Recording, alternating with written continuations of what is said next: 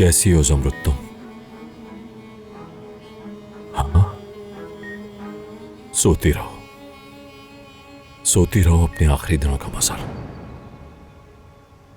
जल्द या बदेर तुम्हें इस घर से जाना ही होगा। क्या कर सकते हैं, अब तो अदनान की बेटी भी आ गई है, तुम्हारी यहां कोई जगह नहीं।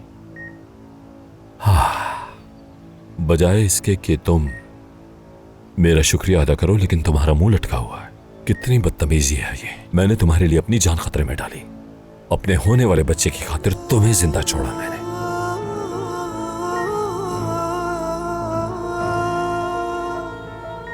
वरना वो सब खत्म कर देता जो शुरू किया था।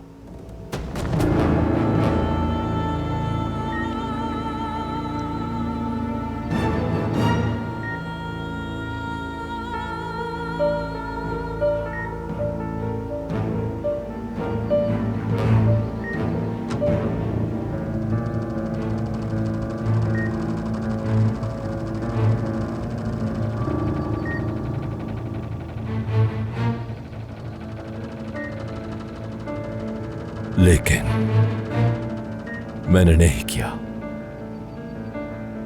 तुम भी मत जागना, बिल्कुल भी नहीं। मेरे और अदनान के बीच में मत आना। तुम्हारी वजह से हमारा रिश्ता खराब हो गया है। उठना मत।